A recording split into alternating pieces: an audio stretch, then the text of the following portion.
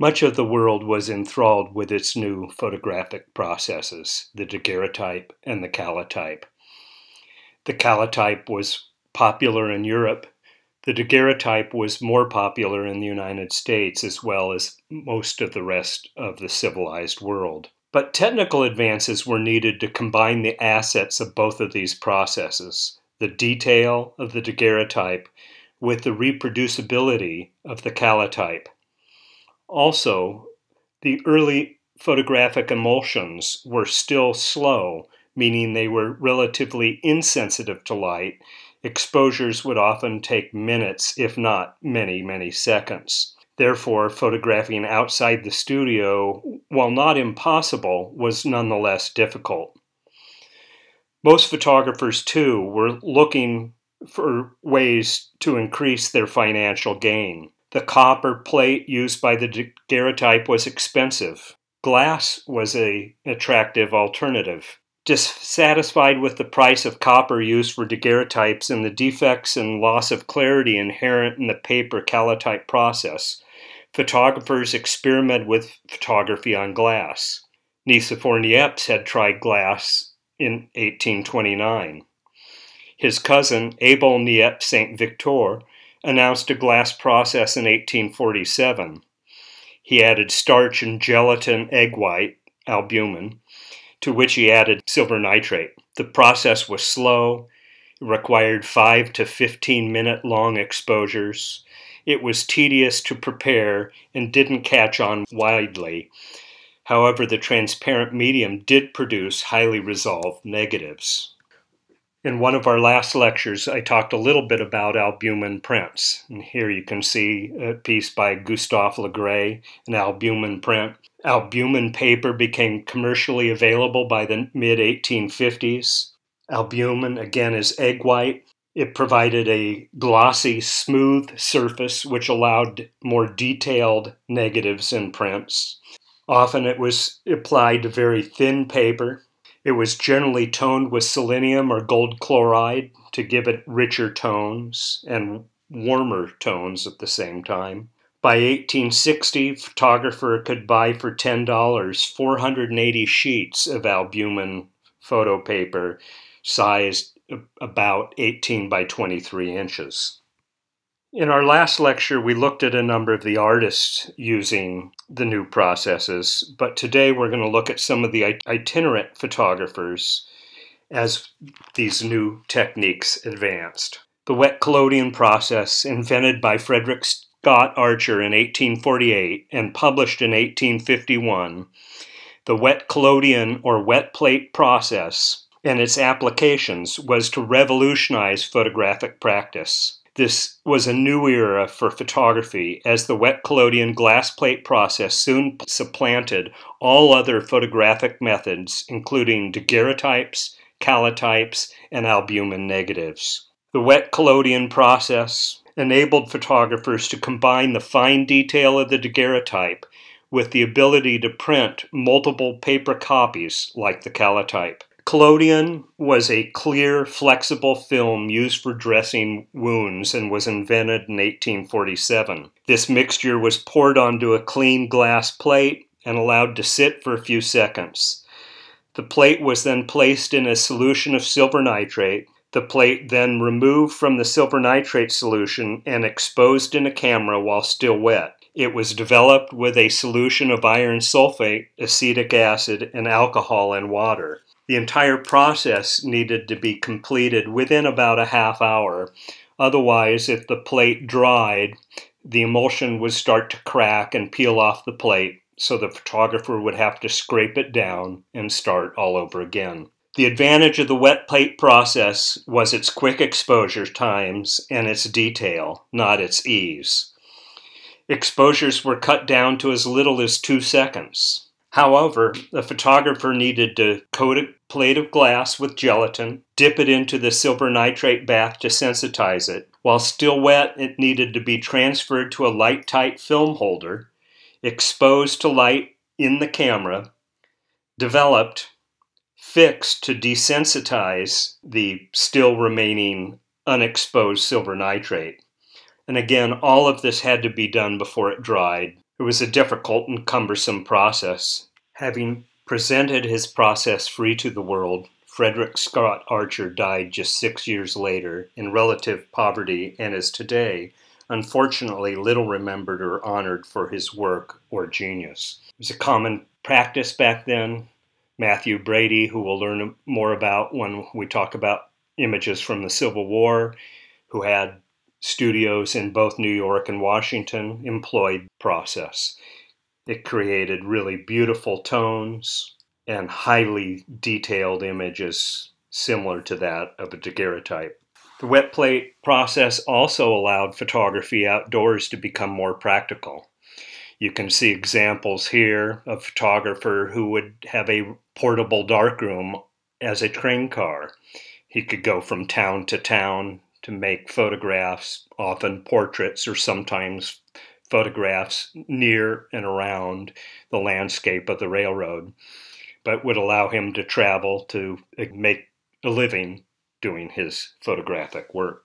This illustration of a photographer with his portable dark tent. So you can see the dark tent here filled with the photochemistry to create the plates. You can see an assistant holding the plate holder, the photographer using a view camera. Again, this was before the days of where enlargements were easily done, so a photographer would generally have to make a negative the size they wanted that final print. On the back of the camera is a sheet of ground glass, and indeed, to be able to see the image in that ground glass, you usually needed to use a dark cloth to block out the surrounding lights and then allow you to focus with the lens. There's certainly, as you saw in the previous video, there's certainly photographers today that work with these antique processes. You can see a photographer here who's a Civil War reenactor and basically mimics the style and look of a 19th century portable darkroom, in this case a wagon. The wet collodion glass plate process was widely used until the period around the mid-1870s when the new dry plate process was invented and became commercially available and supplanted the wet process. One of the offshoots of the wet collodion process was the ambrotype. It got its name from the Greek word meaning ambrotos, meaning immortal. It was patented in 1854 by James Ambrose Cutting of Boston. The process was widely used until the mid-1860s. To make ambrotypes, a glass plate is covered with a thin layer of collodion, then dipped into the silver nitrate solution. The plate is exposed to the subject while still wet. Exposures range from about 2 to 60 seconds, depending on the amount of available light. The plate is then developed and fixed. The resulting negative, then, is simply viewed against a black background, and it makes the image appear positive. So here's what it would look like, again in a union case, but if you remove the black backing behind the image, you'll see that it's actually a negative with all the tones reversed. So the clear areas of the negative allow you to see the black behind it, where the darker areas of the negative, again, seem to stick out in relation to the black background. The ambrotypes were much less expensive to produce than daguerreotypes, and it lacked the daguerreotype shiny metallic surface, which some people found unappealing. It was widely used for a period of time. It was popular in the United States from about 1855 to 1858. It was popular in England a little bit longer, from about 1854 to 1863. A 1/6 plate size image would cost about 12 cents in the United States, where it was essentially a poor man's daguerreotype, where a daguerreotype would cost about $2. While the ambrotype was still around in the 1880s, its popularity fell as quickly as it rose.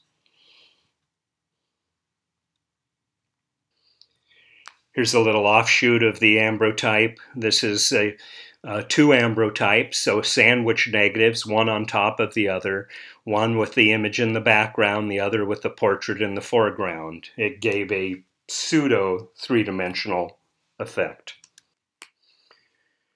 There are some people doing ambrotypes today. Sally Mann is a fairly famous contemporary photographer. Thought you'd enjoy seeing some of her work.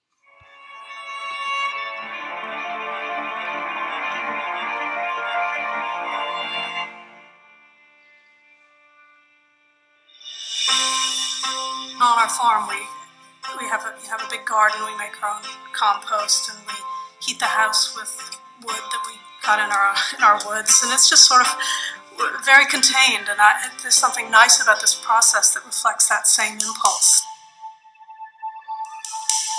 This body of work had a rather unfortunate birth. I was riding an Arabian racehorse up in the mountains, and he stumbled and fell and rolled over on me, and he pummeled my back with his hooves. Once I could get out of bed, I wanted to take pictures, of course. I had this limited mobility. Of course I couldn't pick up a camera or move anything. I got someone to set up the camera, and then I just ended up taking pictures of myself. Your eyes start tearing up. They're torn and tattered and beaten up and broken. I was all of those things after the accident. That's the collodion. There's your work of art. The ambrotype in particular has this fabulous three-dimensional textural quality to it. It feels consequential in relation, say, to a piece of paper, to a print. You don't take a picture, you craft it. You're supposed to drain it and move it a lot when you drain it, so you don't get those draining lines, but I like the draining lines, so I often just leave it like that. I feel I'm at the whim of the angel of chance, because all these wonderful things happen on the plates.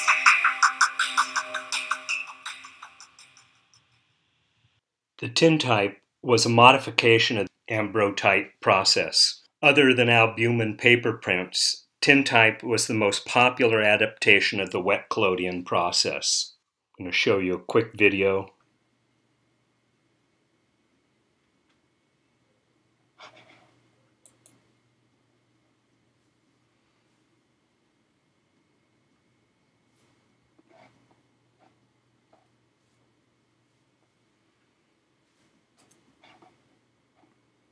Posing the sitter,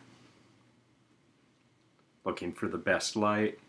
It's then going to move over this head clamp. I mentioned that they use those with Daguerreotypes as well.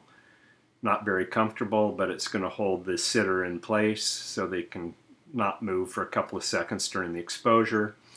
Here he's using a diffuser to soften the light, focusing the camera, seeing the image on the ground glass in the back of the camera. As he focuses it, notice everything was upside down and backwards. Now he's taking the collodion and pouring it on the plate. He's going to rotate the plate a little bit to make sure that he gets as even a coating as possible, and then pour the excess collodion back in.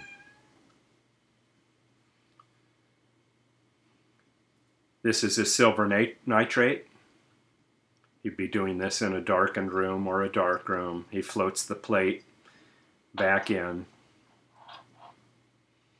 Leave it there for a couple minutes so the silver nitrate adheres to the collodion. Pull that out. Put it in a specially built light-tight film holder. He'd be putting the emulsion or the light-sensitive side towards the front of the camera. Closing up the film holder. It's light tight. You can walk it out, put it in the back of the camera. Then I'll pull out the slide, which is going to expose the plate to the front of the camera. Notice that the lens cap's still on.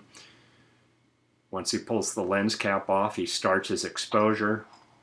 Might be a couple of seconds. He'd put the lens cap back on to end the exposure. Put the slide back in, walk it into the darkroom. Here he's putting on the developer. And again, trying to get that evenly coated. You can see there's starts to be an image appear. He's simply stopping that with wash water. Might have a little acetic acid in it. In this case, he is using fixer, which is removing or dissolving the remaining light-sensitive parts that didn't get developed because they weren't exposed to light. Now he's lighting an oil lamp, which is the same thing they would have used in the 19th century. He's simply going to dry the plate by using heat. Hair dryer would work as well. This is varnish,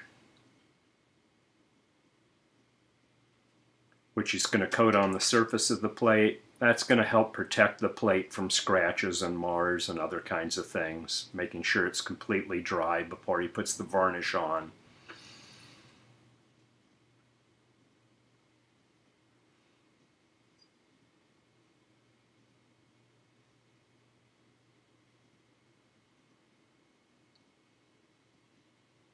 And he's going to use the same kind of rocking technique to try to get this evenly coated and pour the excess back in. This guy's good at the process, and he's certainly confident. He should have gloves on.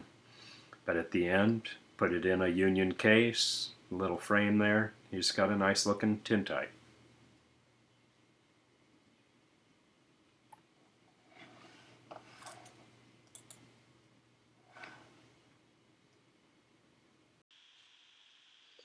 Made the same way as ambrotypes, with the exception that a thin piece of black enameled or japanned iron was used in place of glass. Like the ambrotype, the image is reversed. Tintypes were made from thumbnail size to as large as 11 by 14 inches. They were relatively inexpensive.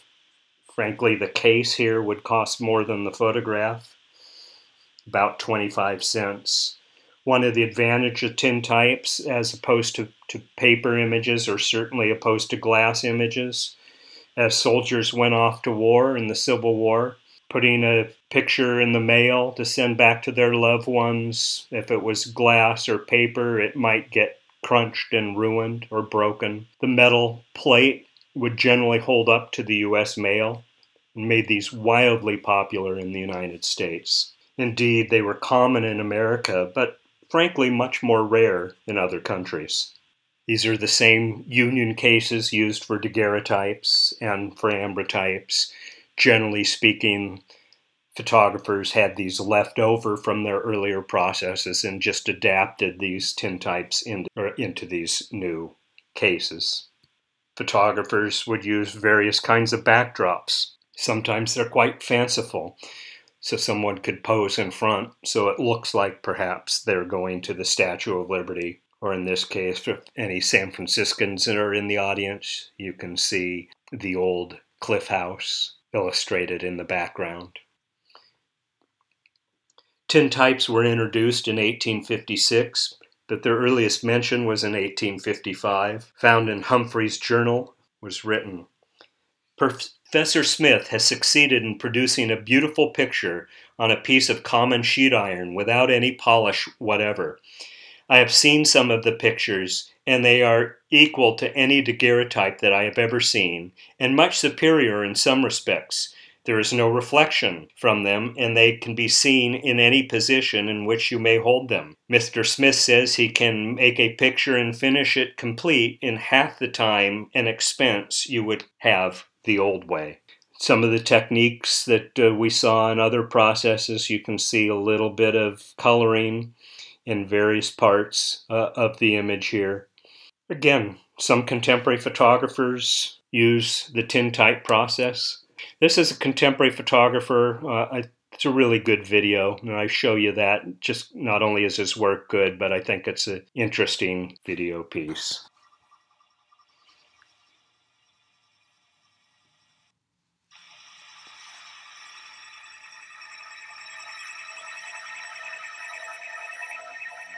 I'm so far down the path that I can't go back even if I wanted to.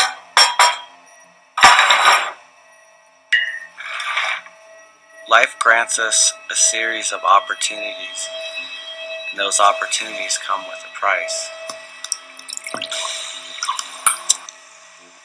I can't stop. I've backed myself into the corner. There isn't a backup plan. You know, you're playing poker and you go all in. You're all in. And we're just waiting to see how the cards unfold.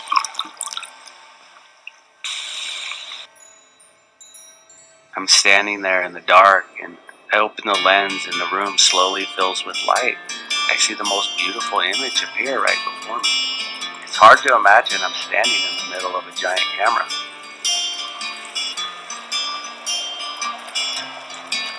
When I started in photography, I was using my hands to create images, and it seemed like overnight digital came, and all of that came to an end. I didn't know it at the time, but I lost something I loved. In the absence of that feeling, it sent me on a tremendous journey. It took me back to the beginning of photography. I just got tired of it, you know? It's like everyone around me had the same cameras, they all have the same signature. I was like, I'm gonna go out and build a camera that no one has.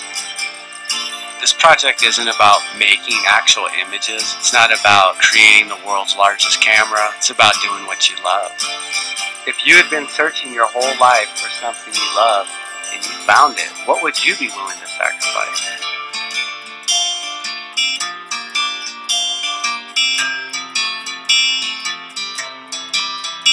Wet plate photography has given me the ability to work with my hands again. I'm using raw materials and creating my own film and making one-of-a-kind images. There's no other feeling that can compare to that. These ones look like you've taken a million pictures.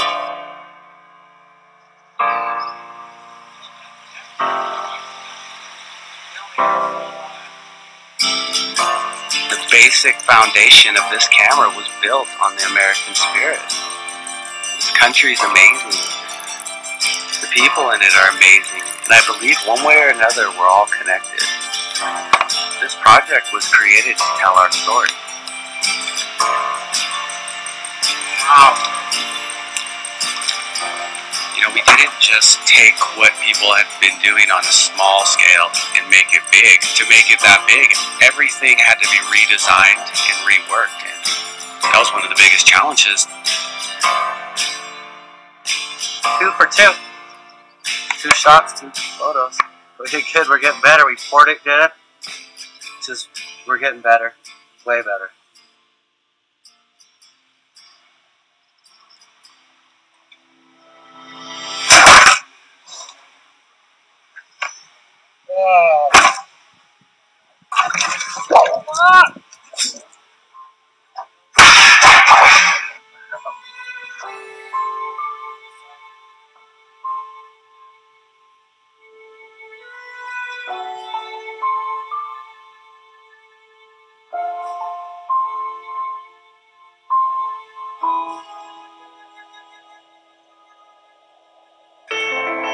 Since I started this project, all I wanted to do is come to Yosemite and shoot with the time machine. I wanted to, you know, it's one of the most beautiful places in the world.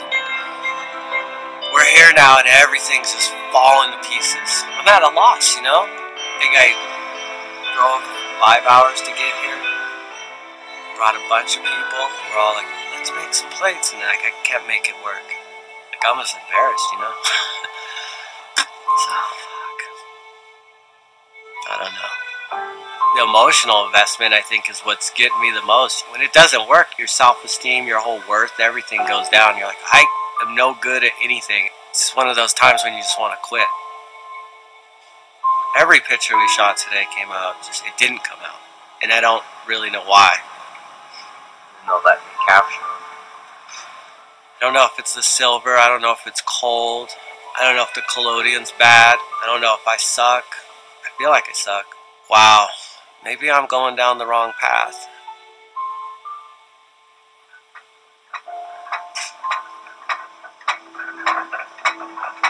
I guess the biggest self-realization I had in doing this was the only limitations there are the ones that I put on myself.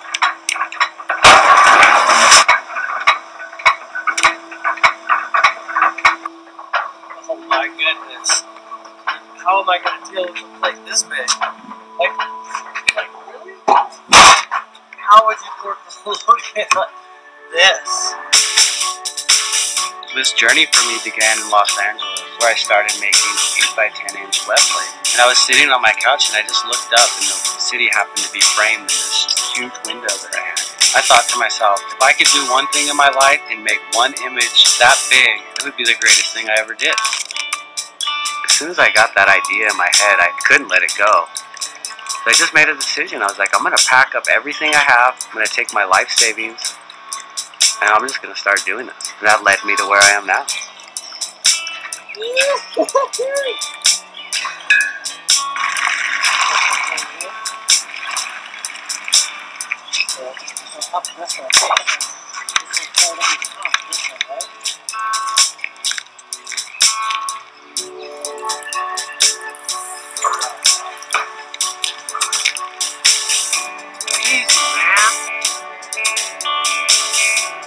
Right now, so no idea. But what we do is we get rid of that hot spot sunlight, let it go down, open it up like we did those trees.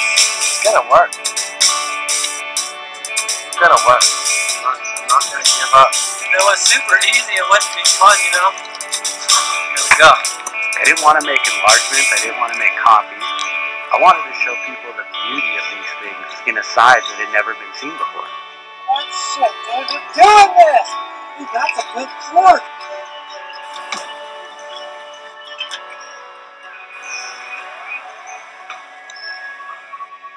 The stakes have become so high that I'm literally pouring my soul onto every plate. The reality of the situation is, at this point, it's costing me $500 to take a single photo. When I shot my first wet plate image, and to hold something tangible, it's not a negative, it's not a print, and it was so beautiful in my hands, it's like I create this with silver and light.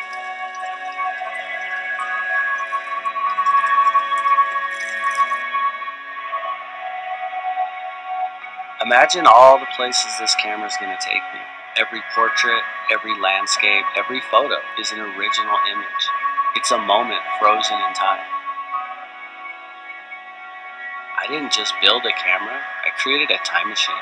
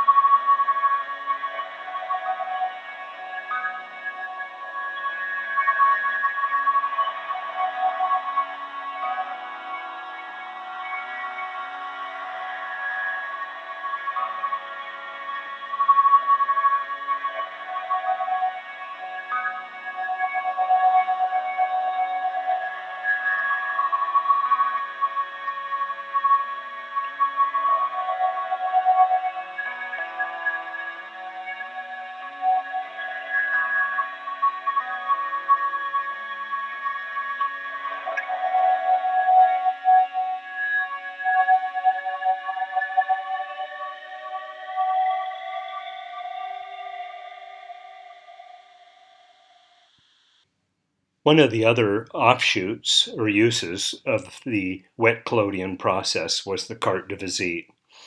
These are small albumin prints mounted onto cards, mat board or cardboard, about 2.5 by 4 inches.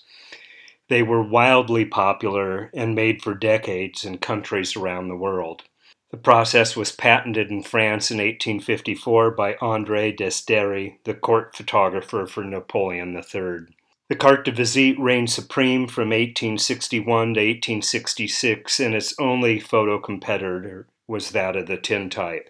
The format was an international standard. For the first time, relatives and friends could exchange portraits knowing they would find a place in the recipient's family album, whether that album was located in Brooklyn, Berlin, or Brazil.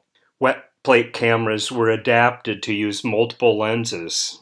For example, one negative could yield 8 pictures. The exposures were usually about 3 to 5 seconds. Unlike daguerreotypes and ambrotypes, carte-de-visites could be sent through the mail without the need for a bulky case or cover. Their small size also made them relatively inexpensive, making photography the most democratic of media. You could generally get 25 copies of a carte-de-visite for $1.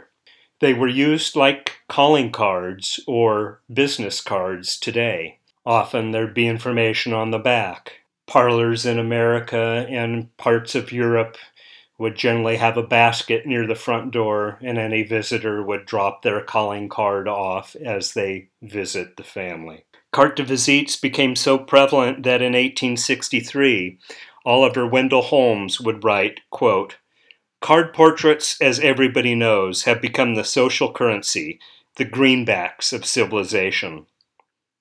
If you've ever heard the term, he's a card or she's a card, that term or the vernacular comes from the use of carte-de-visites. The cabinet card was introduced in 1866 for the use of landscapes. By 1870, the cabinet card was universally adopted for photographic portraiture. Within 10 years, in the 1880s, the cabinet card displaced the carte-de-visite completely.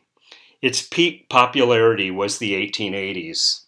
Like the carte-de-visite, it consisted of a thin albumen print that was mounted on cardstock, usually measuring 4 1/4 by 6 1/2 inches. Its decline in the 1890s as snapshot and personal photography became more commonplace with the introduction of the Kodak camera. The popularity of the cabinet card and cabinet card-specific albums waned. A variety of other large card styles of various names and dimensions came about for professional portraits in the 1880s and 1890s. After 1900, card photographs generally had a much larger area surrounding the print, quite often an embossed frame around an image on heavy gray cardstock. Cabinet cards were last produced around 1920. Indeed, dating cabinet cards, you can see from this list, is done by the type of stock that it's mounted to, sometimes the color or the finish of the photograph. Usually cabinet cards had advertisements on the front or back for the photographer. I think like a lot of families, I heard growing up about various ancestors and relatives that I'd never met, including a story passed down in the family about my grandmother on my mom's side's aunt, who I always heard had married President Cleveland while he was in office. So I thought that was kind of cool, even though, sort of a distant relative to be related to a president. So I thought that was cool. And indeed, when my grandmother passed away, I inherited all of her pictures. And she had this image. This is about twice the size, try to get it there, of a normal cabinet card. And I know you'll probably see it backwards, but it's Frances Cleveland, who was the first lady. President Cleveland actually married her in office. Well, after getting this image, I every once in a while will get on eBay and I'll look at pictures, antique pictures there, see if anything's of interest.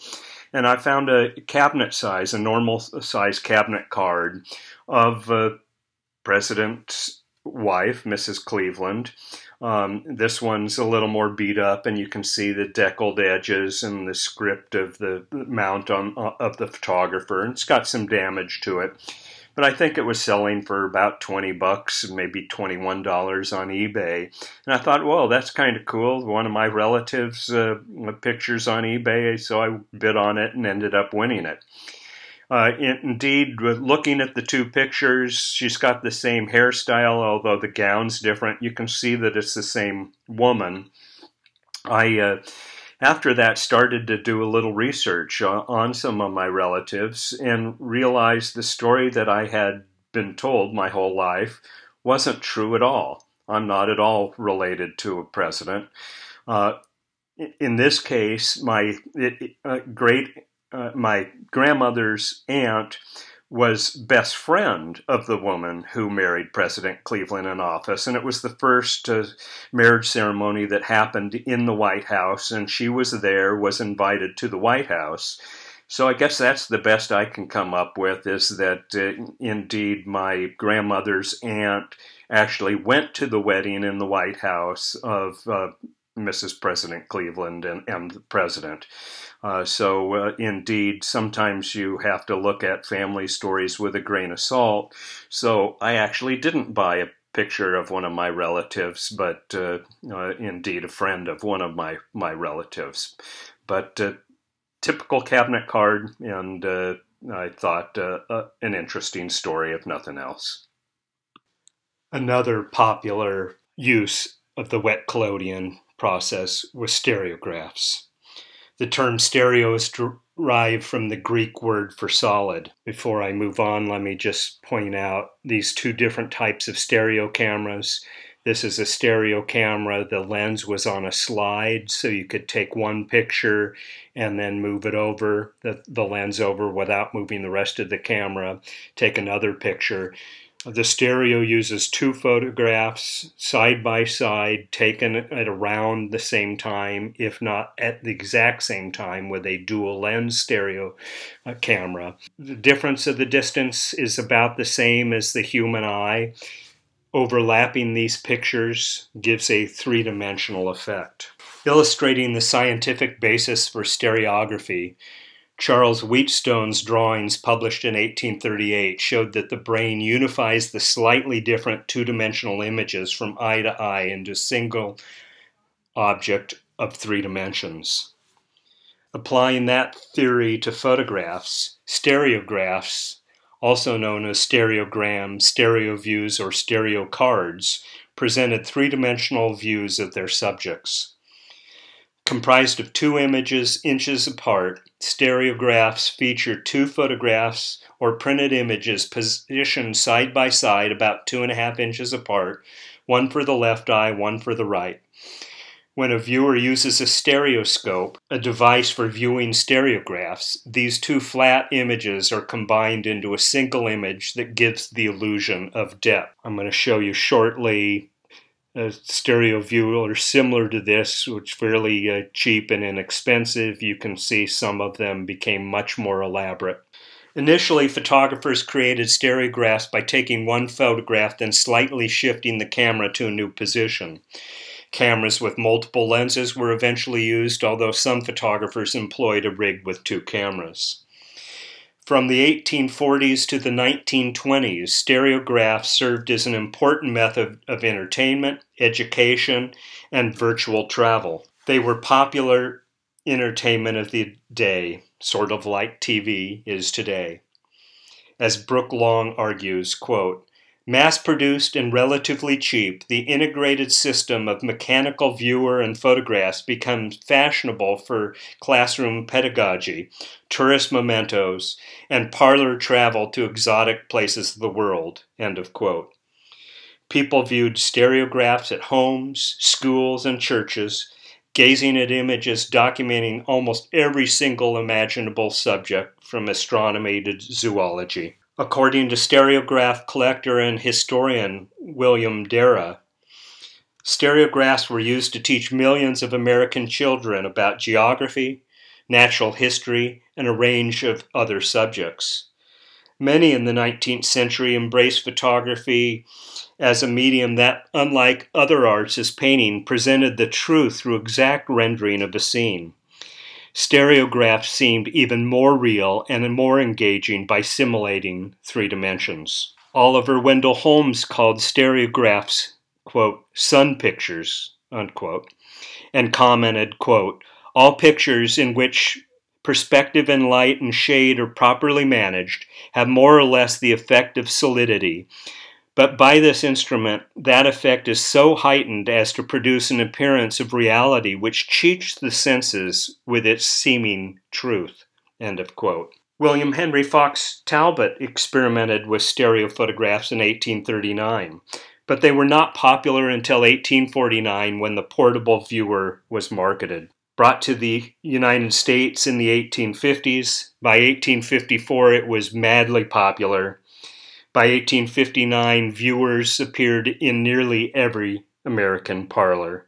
Oliver Wendell Holmes coined the term stereograph and suggested a national stereographic library. The London Stereoscopic Company advertised 100,000 different stereo views in 1858. They were made in all the popular processes and continued well into the 20th century. I have a hand-colored stereo card here and a typical stereo viewer. I want to quickly show you how to use a stereo viewer. Simply put the card in the slots there, put the viewer up to my eyes, and move it back and forth until it brings it into focus for my eyesight, which is right there, and presto, it looks like a three-dimensional image.